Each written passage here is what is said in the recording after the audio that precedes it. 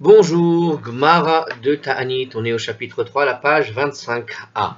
Alors, on avait déjà un peu démarré cette page, on venait de terminer une histoire sur la femme de Rabbi Hanina ben Dosa, vous vous rappelez, avec la fausse fumée qu'elle a fait sortir du four à cause de la honte de montrer aux gens qu'elle était pauvre.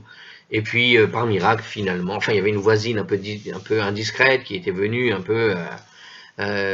qui savait qu'elle était pauvre et qui comprenait pas d'où la fumée pouvait sortir, que ça paraissait bizarre, elle est venue un peu se mêler des affaires qui lui concernent pas, etc., etc. Finalement, il y a eu un miracle et à l'intérieur du four est arrivé beaucoup de pain et on voit que la femme de Rabbi Hanina ben Dosa était habituée à ces miracles. Bref, on a une autre anecdote maintenant, c'est la suite, une autre anecdote sur la femme de Rabbi Hanina ben Dosa et sur lui en général.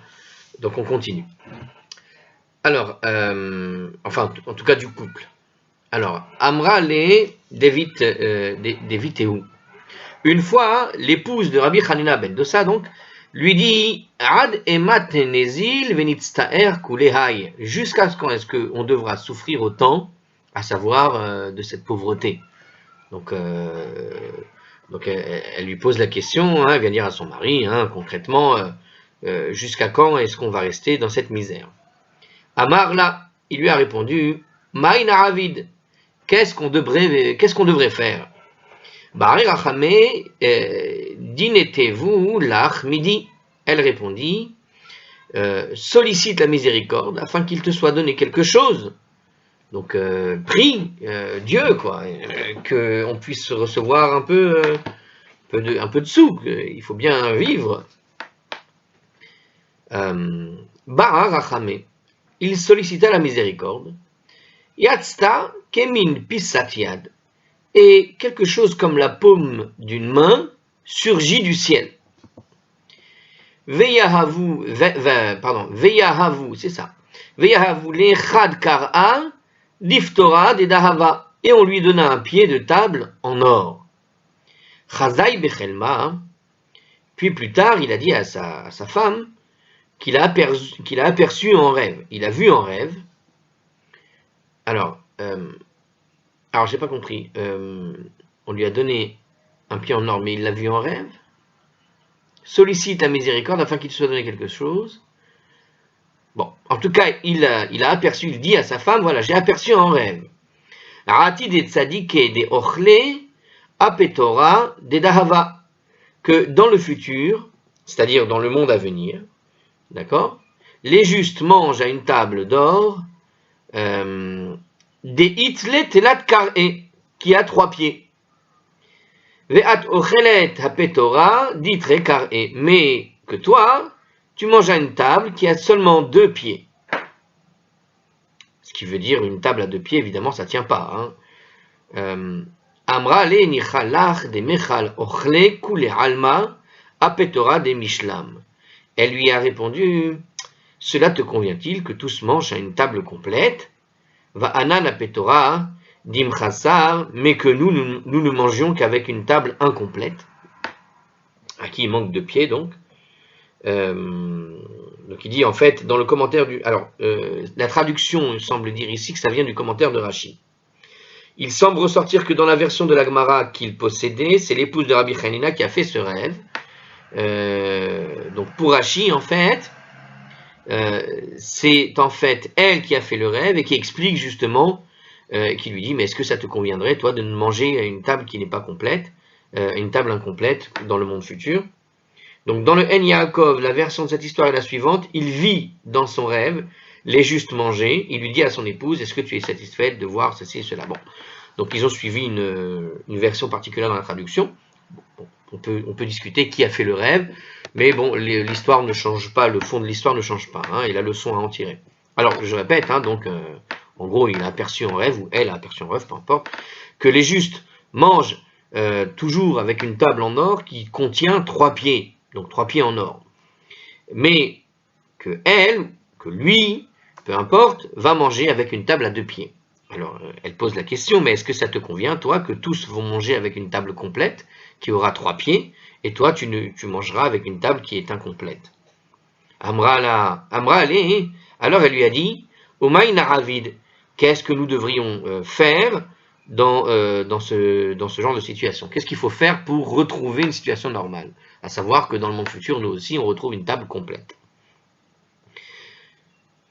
Ba'e rachame, denish kelinohu minach, sollicite la miséricorde pour que le pied qui t'a été donné, le pied en or, te soit repris et qu'on le renvoie en quelque sorte dans le monde futur pour qu'on retrouve notre table complète dans le monde futur. Hein. On est toujours en train d'illustrer ici, comme on l'a vu dans plusieurs pages, que toutes sortes de miracles qui nous est offert dans ce monde-ci est quelque part ponctionné sur ce que l'on aurait dû recevoir dans le monde futur.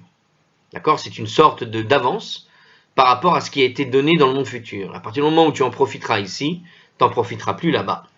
Donc c'est une manière de dire ici encore, voilà, quand tu as un miracle qui t'est accordé, c'est pas que c'est impossible d'obtenir des miracles, mais de manière générale, un pieux ne va pas solliciter un miracle, parce qu'en sollicitant le miracle, en bénéficiant de ce que tu aurais mérité dans le monde futur, d'une certaine façon, tu gâches une partie de ce que tu aurais dû recevoir pour l'éternité.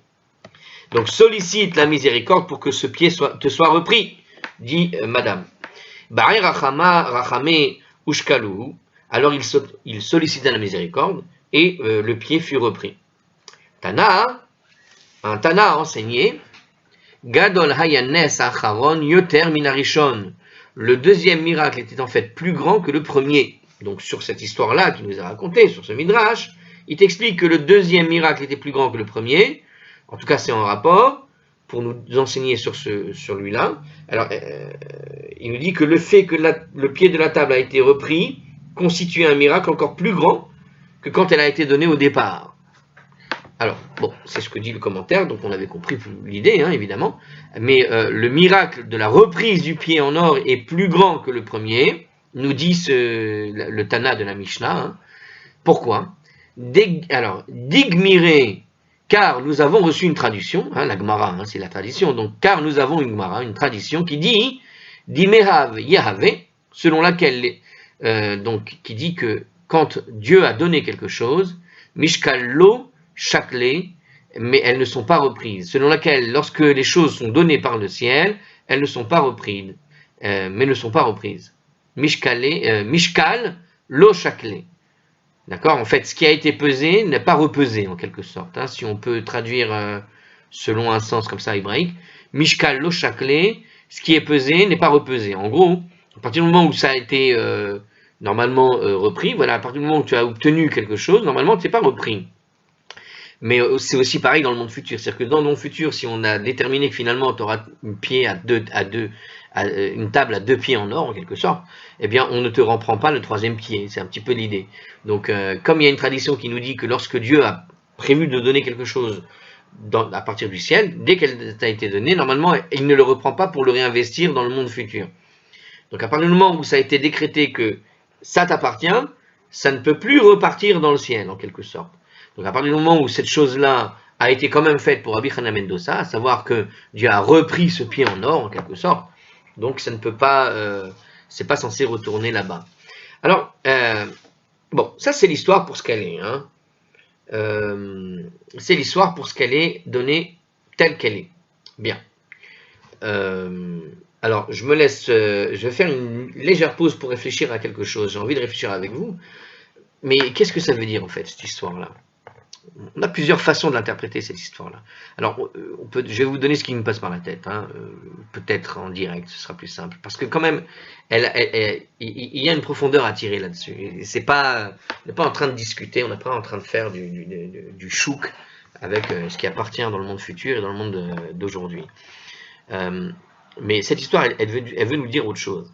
Je ne sais pas, comme c'est déjà arrivé, hein, j'ai un sentiment qu'elle veut nous dire autre chose. Bon, déjà, on peut donner une version un peu terre à terre hein, de l'histoire où ça s'appelle apprendre à vivre avec ce qu'on a. Hein. Des fois, on veut la lune, on veut la richesse, et au fond, cette richesse, on peut l'obtenir.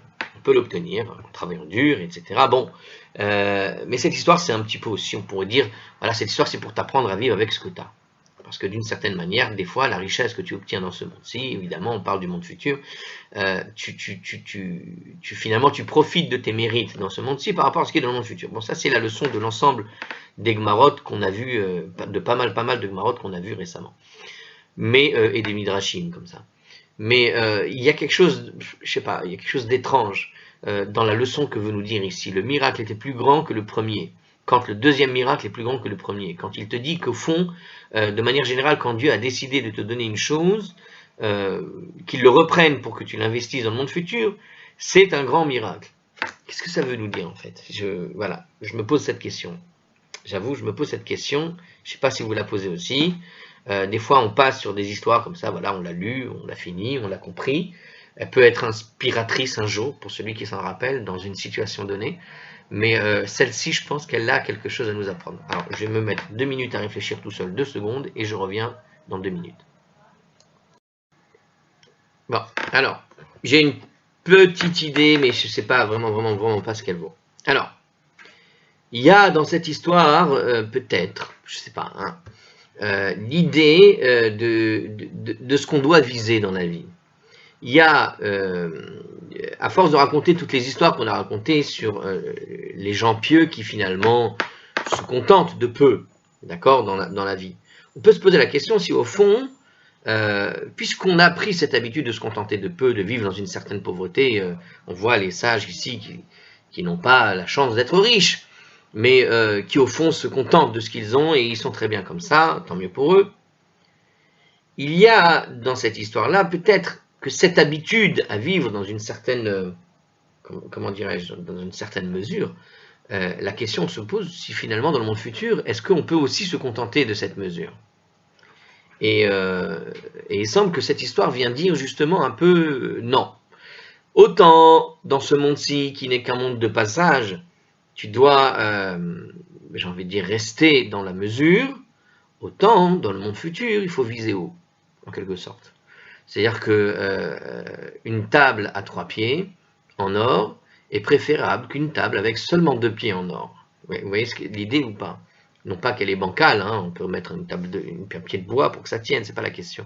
La question c'est, au fond, à partir du moment où on a le potentiel d'avoir en quelque sorte une certaine richesse dans le monde futur, il n'y a pas de raison de se limiter dans ce monde-ci. Il n'y a pas de raison, pardon, de se limiter sur ce qu'on peut obtenir dans le monde futur. Il ne faut pas se limiter sur la possibilité d'obtenir le maximum.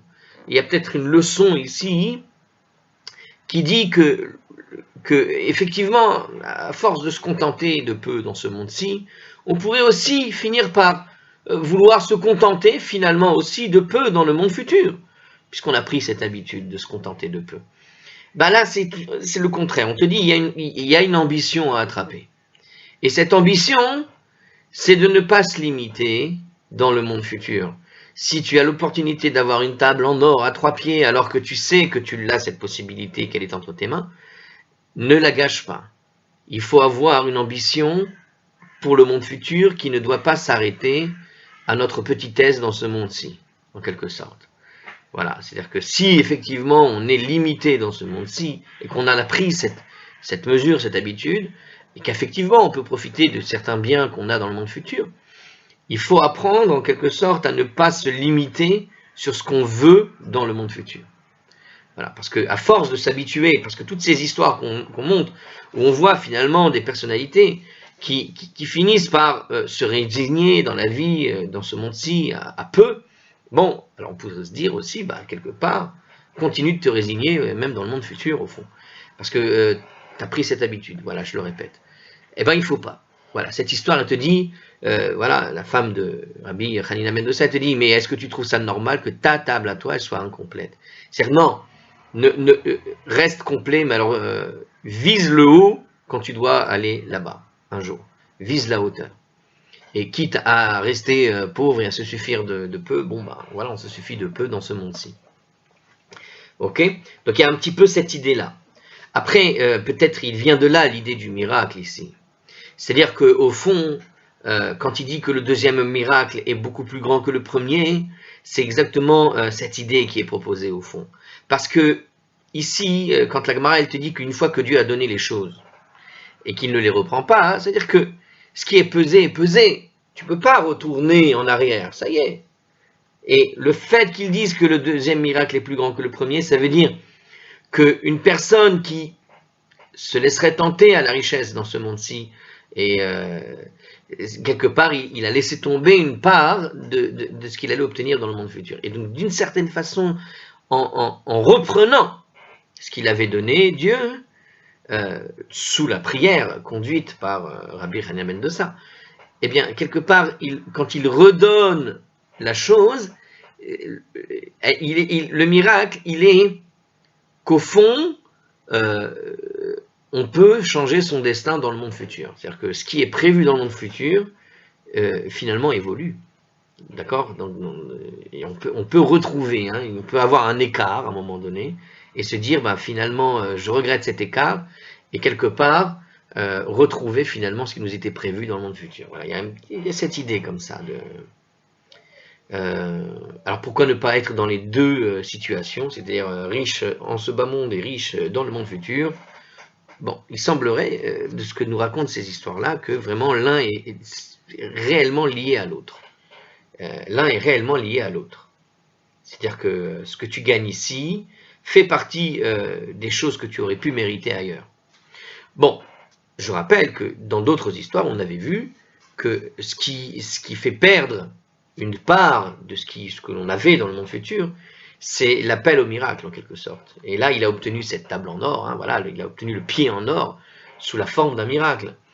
C'est-à-dire que encore une fois, c'est le côté miraculeux d'obtenir la chose qui gâche en quelque sorte ce qui aurait dû appartenir au monde futur.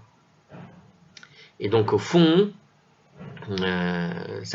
est-ce que ça interdit les gens de vivre dans une certaine opulence, dans une certaine richesse minimum, je ne sais pas. A priori, moi je ne pense pas que ce soit interdit. Il n'y a pas d'interdit à vivre dans une certaine opulence. Et ça ne te retirera pas ton monde futur. La question est comment tu as obtenu cette richesse. Si tu diriges tes prières, c'est-à-dire que tu ne fais aucun effort pour obtenir ce qui va te permettre de vivre au fond, et que tu vis au fond sur les ailes du miracle, sur les ailes de Dieu, entre guillemets, hein, c'est une image, c'est-à-dire que tu vas vivre sur le miracle que Dieu va te fournir en permanence pour que tu vives bien, au lieu de faire l'effort d'aller chercher ton salaire. Il est là la perte du monde futur. C'est quand on vit sur le miracle. Alors qu'une personne qui ne vit pas sur le miracle et qui ne profite pas de ses mérites et qui va créer un mérite quelque part dans ce monde-ci pour obtenir ce qu'il a à obtenir, là, on est dans un registre normal de la vie de tous les jours et ce qui permettrait effectivement d'avoir finalement un gain aussi bien dans ce monde-ci que dans l'autre monde. Condition évidemment que le temps soit extensible et qu'on puisse étudier autant que de travailler et avoir tout ce temps libre. Bref, en tout cas l'idée elle est là, c'est-à-dire que faut être, voilà, il faut un peu les deux, quoi. Bon, c'est compliqué. Bon, c'était des réflexions sur cette histoire-là, je voulais pas la laisser juste comme ça. Alors on continue. Autre histoire sur la vie de Rabbi Hanina ben Dossa. Alors, Chad be Shimshé, un vendredi soir, vers le crépuscule, Chazié livrate d'Ahavat Atziva. Il a vu que sa fille était triste, malade. Amarla Biti. Il lui a dit, ma fille, Lemay Atzivat, pourquoi est-ce que tu es triste? Amrale, elle lui a répondu, Keli shel chometz nitchalef li bikli shel shemen. Quand j'ai pris le récipient qui contenait du vinaigre, j'ai cru que c'était le récipient d'huile. Ve hidlakti mimenu or les Shabbat. Et alors, j'ai déversé le vinaigre là où il faut allumer la lumière de Shabbat. Donc j'ai fait une bêtise. Je devais mettre de l'huile dans la lampe à huile, et à la place d'un génie, j'ai noyé le génie avec du vinaigre. Alors évidemment, elle n'a pas dit ça, mais en gros, elle s'est trompée entre l'huile et le vinaigre. Elle a rempli la lampe à huile avec du vinaigre. Elle a rajouté du vinaigre là où il y avait de l'huile. Alors, il précise dans l'histoire, elle a été perturbée parce que le vinaigre ne brûle pas et que la lampe de Shabbat allait s'éteindre bientôt, justement, à cause de ça. Donc, en fait, apparemment, on était pendant Shabbat, et voilà que, c'est ça, vendredi soir au crépuscule, donc la lumière avait déjà été allumée, de Shabbat. Donc Shabbat est rentré, elle s'est rendue compte au final qu'elle s'était gourée, elle a mis du vinaigre à la place de l'huile dans la lampe à huile, et du coup, le crépuscule arrive, la lumière du jour est en train de tranquillement disparaître, et voilà que elle s'inquiète que la lampe va s'éteindre en pleine nuit, alors qu'on avait prévu la lumière pour précisément la nuit. Ok? Et donc elle était triste à cause de ça, et elle a expliqué pourquoi. Amarla, il lui dit, Biti, Maï irpatlach, mais qu'est-ce que ça peut te faire? Mish Amar les shemen veidlok, celui qui a ordonné à l'huile de brûler, ou Yomar la chometz veidlok, il peut ordonner au vinaigre de brûler.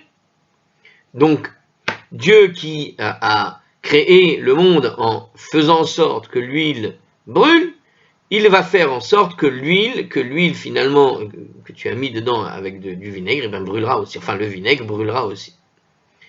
Tana, sur cette histoire-là, un Tana a enseigné justement, Hayadolek veoler kol ayom kulo. La lampe continue à brûler tout le jour, Ad shehevi umimenu, Our les Havdalah, jusqu'à ce qu'ils en aient pris la flamme pour la Havdalah, et peut-être que ce jour-là, ils ont inventé, je sais pas, le napalm, je ne sais quoi, sans faire exprès. Alors, donc en tout cas, finalement, la lampe, étrangement, ça a créé un ralentissement dans le brûlage du peu d'huile qu'il y avait, avec le vinaigre qui était dedans. Ils ont pu retirer de la flamme pour la Havdalah avec. Ça a duré toute la journée, au lieu de ne durer que jusqu'au soir. Alors, Rabbi Hanina, ici, nous dit, Rabbi Hanina ne voulait pas utiliser la lumière miraculeuse pour la récitation de la Havdalah, parce que l'on doit, autant que possible, éviter de tirer profit d'un miracle. Le jour de Shabbat, Rabbi Hanina n'avait pas d'autre choix que d'utiliser la lumière miraculeuse. Toutefois, après la fin du Shabbat, il alluma une flamme ordinaire à partir de cette flamme miraculeuse et l'a éteinte avec celle-ci. Et c'est apparemment ce que dirait Rashi. C'est Rashi qui parle. Il y a Haggaot Yavetz, c'est cité comme ça ici pour se référer à ce que dit Rashi. Donc, selon Rashi, en réalité, le Tana t'enseigne que la lumière a duré jusqu'à l'Havdalah, mais Rashi vient nous enseigner ici qu'il n'a pas utilisé en réalité cette lumière, puisqu'on voit que la logique de Rabbi Hanina ben Dosa est de ne jamais trop profiter des miracles. C'est une chose qu'il évite. Là, il n'avait pas le choix. Alors, c'est intéressant, parce que ça vient mettre à bémol à l'histoire précédente. L'histoire précédente, on avait appris qu'il avait besoin d'argent. Il n'a pas voulu en profiter quand il a reçu une part de son monde futur le soir même, comme ça. Mais là, il n'avait pas le choix. Donc ça veut dire il faut toujours doser entre avoir le choix ou pas le choix. Si un miracle s'offre à toi, il ne faut pas non plus être extrémiste et se dire, voilà, je ne vais pas en profiter, je n'en fais rien, etc. etc. Non, tu n'en profites pas, c'est-à-dire tu n'en abuses pas. Tous les midrashim qu'on a eu récemment, c'était tout le temps, si vous vous rappelez, comme avec l'histoire de, si je me rappelle bien le nom, Rabbi Yossi de Yikourt, d'une ville particulière, qui avait condamné quasiment son fils d'avoir fait un miracle pour rien, au fond. C'est toujours, toutes ces histoires-là, elles viennent nous apprendre qu'il ne faut pas tirer un abus. C'est-à-dire que ce qui est en trop quand un miracle arrive, au fond, ces miracles, il ne faut pas abuser du miracle. Tu dois en profiter quand tu en as véritablement besoin, mais n'utiliser que le besoin que tu en as eu. Mais comme on avait vu d'ailleurs, et c'est peut-être ça le rapport finalement avec toute la discussion qu'on a eue sur la pluie, on avait vu à propos de la discussion sur la pluie, ça a commencé comment toutes les histoires sur les miracles? Ça a commencé lorsqu'on a vu certains rabbanim prier et d'une certaine manière ne pas vouloir profiter d'une pluie en trop supplémentaire qui serait venue à cause d'une prière miraculeuse. C'est-à-dire que on a vu à un moment donné que quand Dieu te donne la pluie, d'accord, quand il te donne la pluie et que cette pluie arrive, mais en quantité astronomique, au point que ça en devient trop, il ne faut pas limiter la main de Dieu. Il ne faut pas dire à Dieu stop parce que c'est trop. Quand Dieu donne, il donne avec abondance en fait. Et cette abondance, il ne faut pas la limiter lorsque l'abondance arrive. Donc on avait donné ces explications-là. D'accord ? Et puis là, on voit des histoires où au fond, finalement, la piété, ça consiste en quoi? Lorsque l'abondance arrive, tu en profites uniquement dans le moment où tu en as besoin, mais si elle arrive par le biais d'un miracle, surtout par le biais d'un miracle, il ne faut pas en abuser. C'est-à-dire que, encore une fois, quand Dieu va donner, il donne avec abondance, et il ne faut pas stopper sa main, mais d'un autre côté, quand Dieu, il y a une possibilité d'apporter sur soi un miracle, il ne faut pas abuser du miracle. C'est-à-dire qu'il faut faire une sorte de jaugeage entre ce qui appartient du domaine du naturel et qui finalement correspond à ce que Dieu a envie de te donner, et il ne faut pas le limiter. Mais d'un autre côté, si toi tu fais une prière et que arrive finalement une solution pour toi par le biais d'un miracle, du miracle, il ne faut pas en abuser. Vous avez compris la nuance? C'est-à-dire que Dieu donne, c'est normal. Et il ne faut pas se limiter et limiter la main de Dieu au moment où il te donne. Par contre, quand il te le donne par une main qui apparaît dans le ciel avec un pied de table en or, quand il le donne par le biais d'un miracle, comme le miracle de Hanouka où la bougie va durer 8 jours au lieu d'un jour, quand ces choses arrivent, il ne faut pas abuser.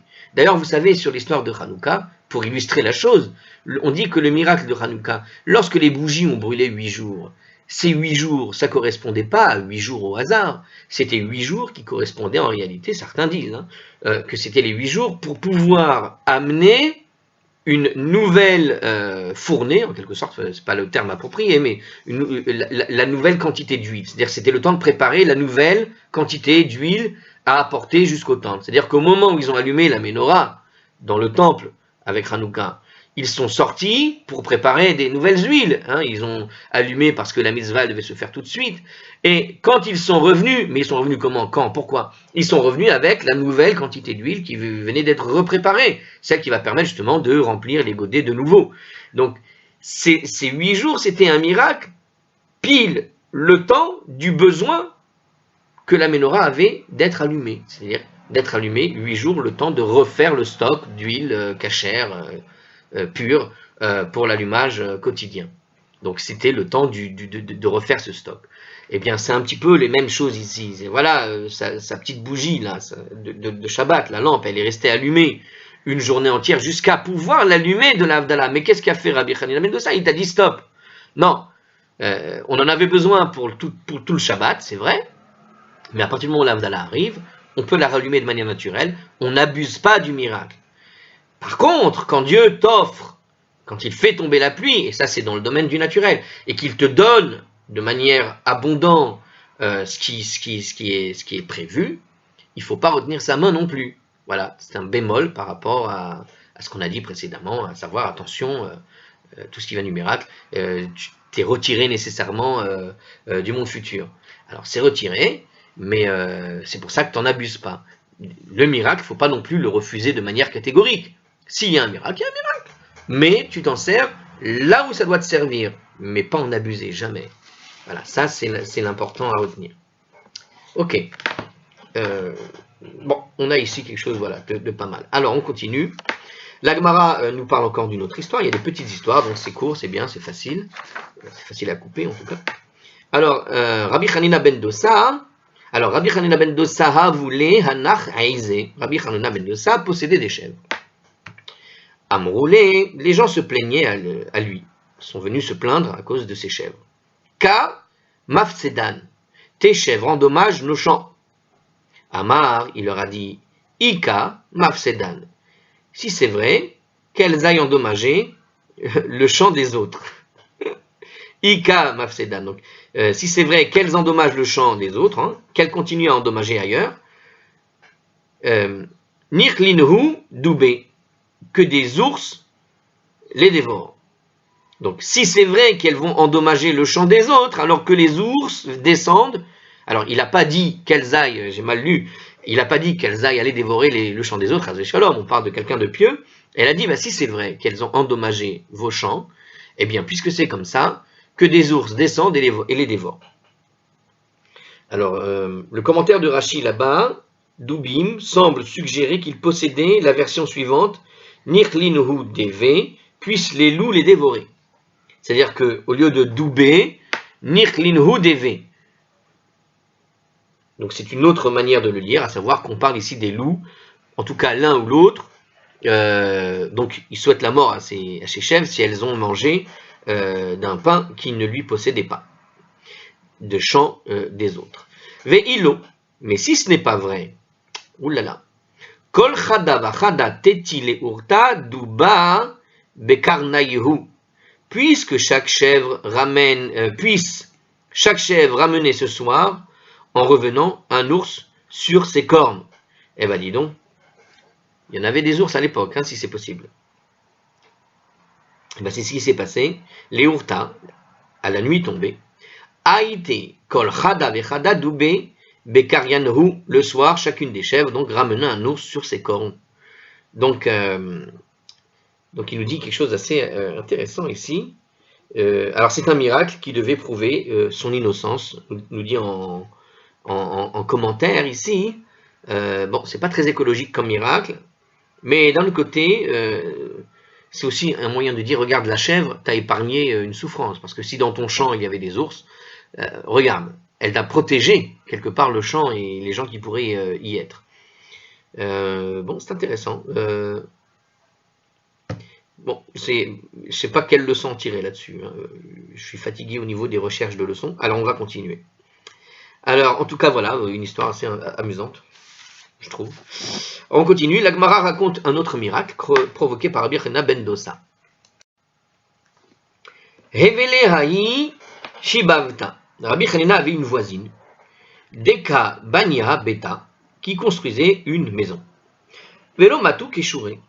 Mais, or, les poutres ne s'étendaient pas d'un mur à l'autre. Alors, qu'est-ce qui veut dire ça? Ça veut dire peut-être un défaut de construction, ça veut dire. Atia lekame. Elle vint devant Rabbi Hanina. Amra ale, et elle lui a dit, Baniti beti, veloka matu keshurai. J'ai construit une maison, mais les poutres ne s'étendent pas d'un mur à l'autre. Hein, c'est il s'appelle, je crois qu'il s'appelait numéro bis, l'architecte. Donc en gros, les poutres n'arrivaient pas jusqu'au bout de l'autre mur, donc elle s'est trompée dans les plans, hein, voilà ce que nous dit un peu le texte. Atia lekame. Elle vint donc devant Rabbi Hanina, et elle a dit que j'ai construit donc une maison, ma maison, mais les poutres ne s'étendent pas d'un mur à l'autre, donc il y a un problème. Amar la Mashemer. Il lui a répondu, quel est ton nom? Amrale Aïkou. Je m'appelle Aïkou. Amar Aïkou Nimtu Keshuraïr. Il dit, Aïkou, puissent tes poutres s'allonger et s'étendre d'un mur à l'autre. Voilà qu'est-ce qu'il lui a dit. Alors, un Tana a enseigné, quelqu'un de la Mishnah a enseigné un jour, Higiu ad sheyatsou, ama lekan ve ama lekan. Les poutres s'allongèrent jusqu'à dépasser d'une coudée de chaque côté du mur. Veyeshomrim, et il y a ceux qui disent, c'est la suite de ce Tana, de cette Mishnah, Senifin asaoum, les poutres furent rendues plus longues au moyen de segments qui furent miraculeusement ajoutés à leur extrémité. Alors, attendez une seconde, il y a deux mots qui ont été traduits par une phrase énorme. Senifin asaoum. Donc ça voudrait dire Veyesh omrim, senifin asaoum. Il y a ceux qui disent donc les poutres furent rendues par des segments, en quelque sorte. Hein, c'est un petit peu la traduction. Donc ils ont traduit comme ça, ils ont expliqué qu'elles ont été rendues plus longues au moyen d'un segment qui ont été ajoutés aux extrémités de manière miraculeuse, nous dit le commentaire d'Artscroll. Alors on va vérifier. Alors c'est Rashi qui nous explique un peu tout ça, à savoir que le senifin as-saoum, ça veut dire les poutres ont été rallongées en quelque sorte, tout simplement, par des segments. C'est-à-dire qu'on a rajouté des segments, mais ces segments, en fait, on pourrait imaginer, si on veut rester dans une certaine logique, les segments qui ont été rajoutés se sont en quelque sorte soudés l'un l'autre, hein, on pourrait dire ça.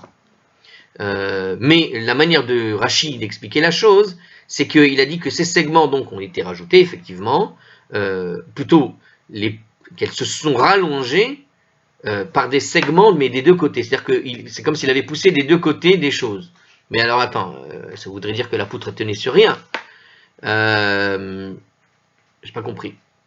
En tout cas, qu'est-ce qu'il nous explique? Voir également le Rashi de En Yaakov, Rabbeinu Gershom explique. Les anges rallongèrent les poutres en leur ajoutant des segments.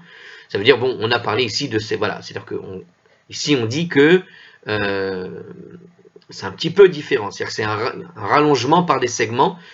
Certains disent que les poutres ont poussé pour s'élargir, en quelque sorte, pour se rallonger. Et d'autres disent que, voilà, il y a des segments qui ont été rajoutés des deux côtés de la poutre et des deux extrémités, qui a permis donc en fait que ça tienne mieux. Par le biais des anges, je vous explique ici un commentaire. Rabbeinu Gershom. Tanya, il a été enseigné dans une braïta. Plimo a dit, Ani ra'iti oto abayid vehayu korotav yotzot amalekan ve'amalekan. J'ai vu cette maison et ses poutres dépasser d'une coudée de chaque côté du mur. Ve'amrou li, et les gens me dirent, Baïdze, Shekera Rabbi Hanina ben Dossa, Bitfilato. Ceci est la maison de Rabbi Hanina ben Dossa, et la maison que Rabbi Hanina ben Dossa a couvert de poutres grâce à sa prière. Donc c'est une histoire sur, une maison d'une voisine qui avait un problème de poutres, et la prière de Rabbi Hanina ben Dossa a eu un miracle, et là, il a rallongé les poutres. Voilà, on est en train de parler d'un sacré personnage en vérité, parce que là on voit pas mal de miracles à propos de Rabbi Hanina ben Dossa, qui en a fait apparemment beaucoup. Et son épouse aussi, habituée à voir des miracles dans sa maison en permanence. On voit beaucoup de miracles. Pourquoi pas? On continue. L'Agmara revient, apparemment là, ici on retourne sur l'histoire des chèvres. Alors je ne sais pas pourquoi, alors il nous repose la question. Rabbi Hanina ben Dossa, me'echana voulait izim. Et d'où Rabbi Hanina ben Dossa possédait-il des chèvres? Donc on dit qu'il était pauvre, et voilà qu'on dit qu'il a possédé des chèvres. On a raconté une histoire où il avait des chèvres qui allaient manger dans le champ des autres, hein, vous vous rappelez, il y a eu un miracle pour prouver son innocence, les chèvres ont encorné des ours. Ve'ani avait, et pourtant il était extrêmement pauvre, nous dit l'Agmara.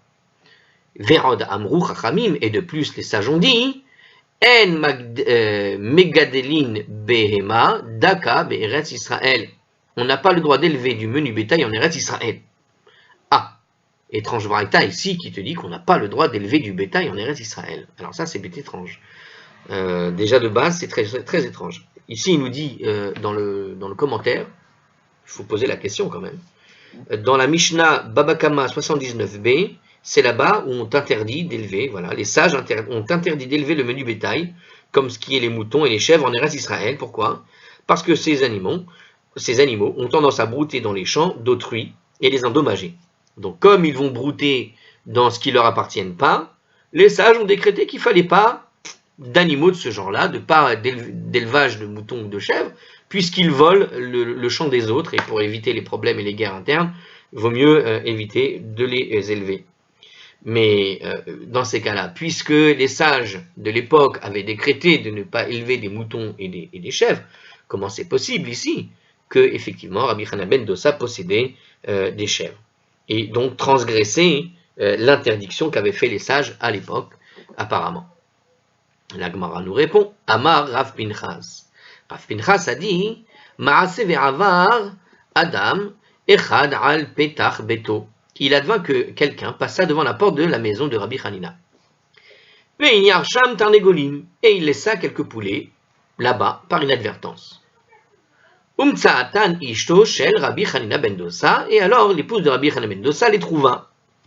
Ve'amar la, et Rabbi Hanina lui a dit, Al tochli mi betsehen, ne mange pas de leurs œufs, puisque c'était pas les siens, et puisqu'ils appartenaient à un propriétaire, voilà, qui était original, et ils doivent être restitués avec les poules.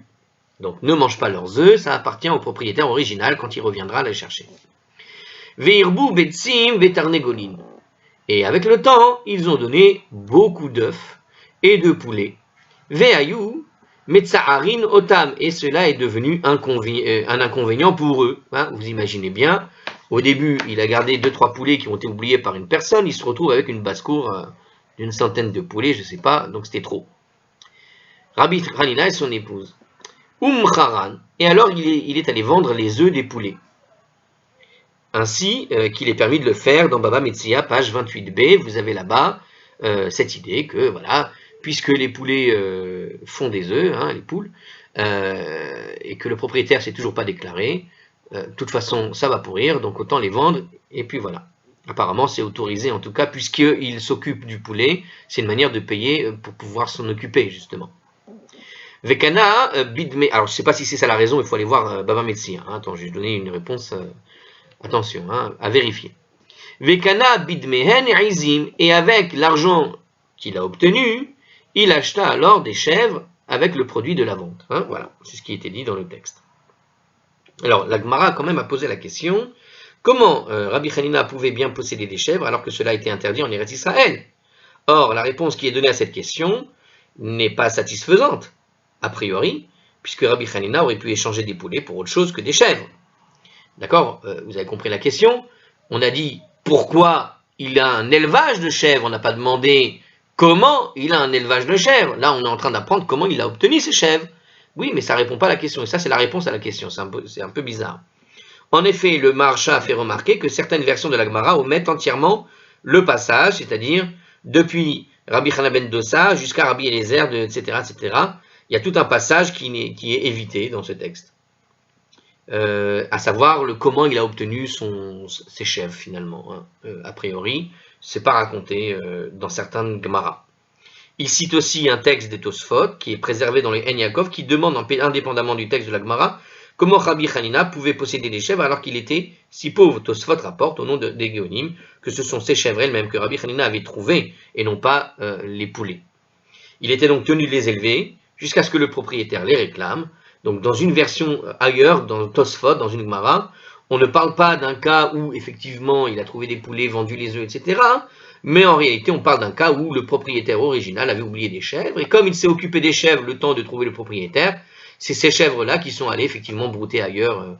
C'est pas qu'il les possédait, il n'y avait pas d'élevage, mais il avait des chèvres qu'il gardait comment on appelle ça, comme on garde les trouvailles. C'est-à-dire qu'il a gardé une trouvaille qui était les chèvres, il s'occupait des chèvres comme il se serait occupé du poulet.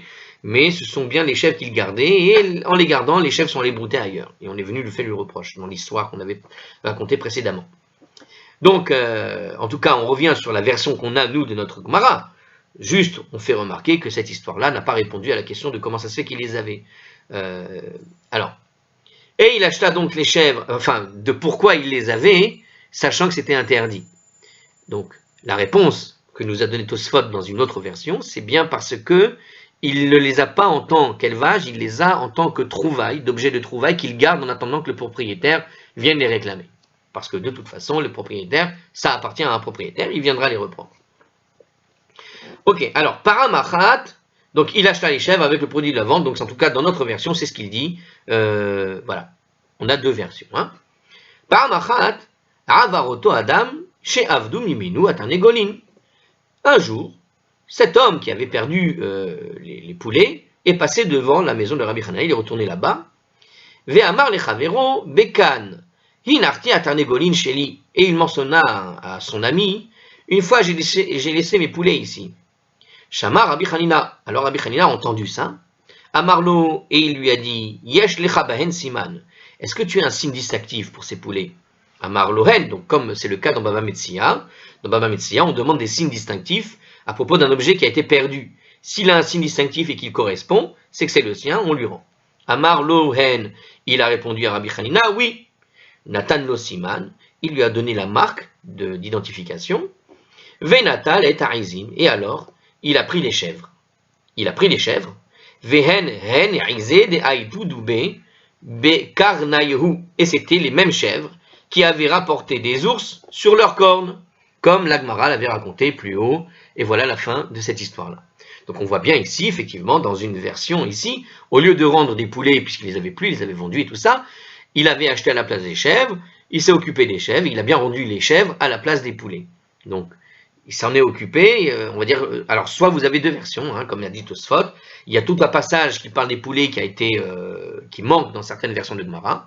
Vous avez un passage où il avait oublié les chèvres, il a récupéré ses chèvres à la fin, et ce sont ces chèvres-là qui avaient encore né, où vous avez une Gemara qui t'explique que c'était des poulets, parce que c'est plus facile de perdre des poulets que des chèvres, hein, c'est tout simple. Donc il a perdu ses poulets, il les a remplacés, et puis c'est obtenu, il a rendu les chèvres à la place, puisque c'était ce qu'il a obtenu grâce à ses poulets, c'était les chèvres. Un moyen de rendre économique le gain que valaient les poulets et les œufs, etc., qu'il aurait dû tout rendre, etc. Voilà pour aujourd'hui. On va parler maintenant d'une autre histoire, et on va changer de personnage. On va parler de l'Amora Rabbi Elazar ben Pedat, comme c'est écrit en introduction pour la suite. A plus.